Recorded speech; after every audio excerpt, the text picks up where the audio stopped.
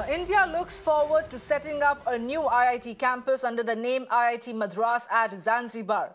This comes after Jaishankar's visit to Tanzania, where he held key talks with the Zanzibar President Hussein Mwinyi over defense cooperation and development partnership. The two leaders signed an MOU to set up IIT campus in Zanzibar, which will be one of the three campuses outside of India, with the others located in Abu Dhabi and Kuala Lumpur. And to discuss this further, I'm joined by our guest this afternoon, this morning, where Raghu Murtugudde, who is a professor at IIT Bombay, and Kapil Gupta, who is an alumni of IIT Delhi, is going to be joining us this morning. Well, good morning to both of you. And what a moment of pride for anybody who's associated to IIT either as a professor or as an alumni. Clearly, India is taking leaps and bounds when it comes to being the torchbearer on the terms of education and specialized education at that. I'll put that question across to you,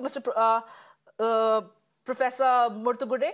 How do you look at this entire move coming in from India? Because it's not just going to be Zanzibar, it's also going to be in Kuala Lumpur and Abu Dhabi. Well, India will be the one setting up new IITs.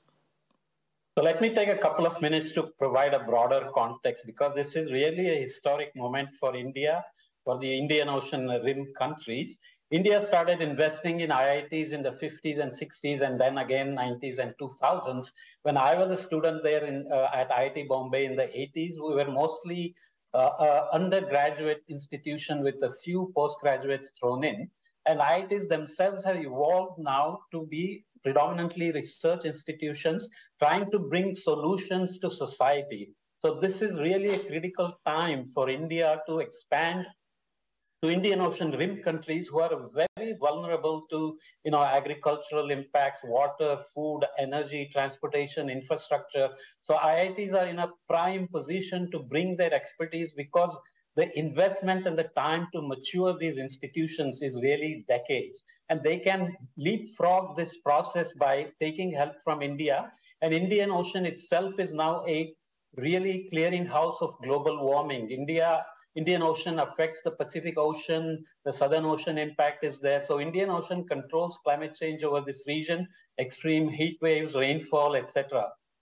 So India is really in an excellent position. IITs are in an excellent position, considering how well prepared we were to exploit the global outsourcing boom in the 80s and 90s. Now we are in a position to exploit the green technology needs and help these countries, which IMD is already doing through forecasts and so on. So it's only a natural step to build on this and really look forward to making India help the countries across the world, not just Africa and Asia.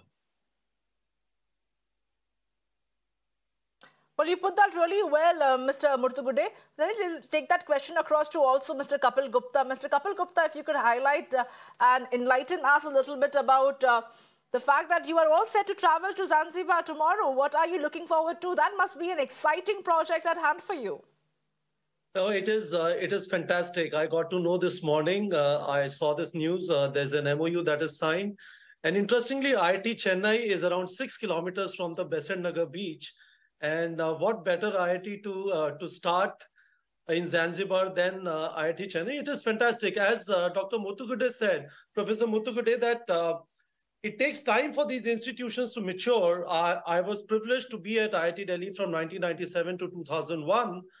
And it was clearly visible that there is a legacy, there is institutional strength, and all of that gets leapfrogged. The word Professor Murtugudde used was leapfrog. So all of this learning that is there in these great institutions in IIT, that goes right into Zanzibar, and it is absolutely fantastic. And one more thing which is definitely at play is I've worked in Africa, previously in Ethiopia, now I'll be in Mozambique and then in Tanzania.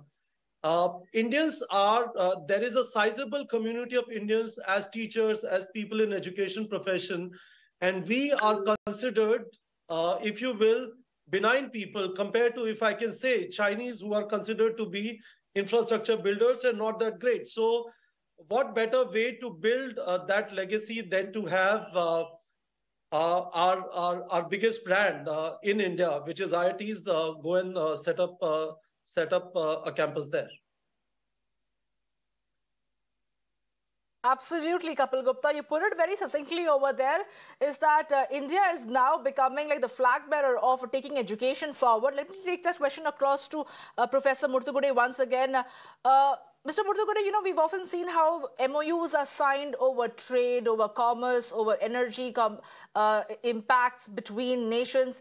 But this is one of the most landmark occasion where education is the area that the MOUs are being signed on to take the ties forward. Do you think this can perhaps be the bedrock for India with the other nations as well, that when you're talking about deepening ties, education can be a very, very significant part? Mr. Gupta mentioned the India being seen as a benign partner.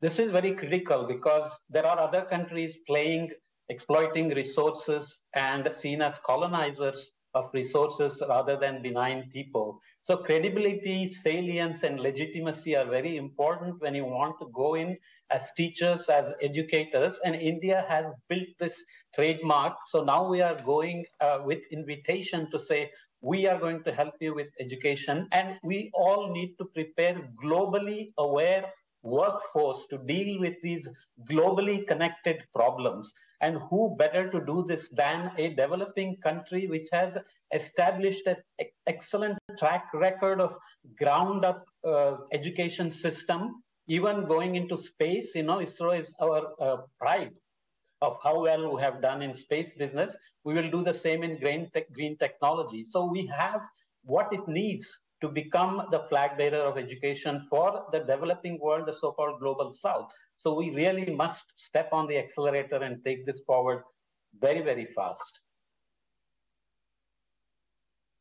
And all congratulations to the External Affairs Minister for overseeing the signing of these MOUs and now perhaps the setting up of the new IIT campus in Zanzibar first, and then, of course, followed by Kuala Lumpur and Abu Dhabi. I will have to end this brief conversation right here. Thank you so much, Raghu Murtugudde, and also Kapil Gupta, for taking our time and joining us here and sharing your views.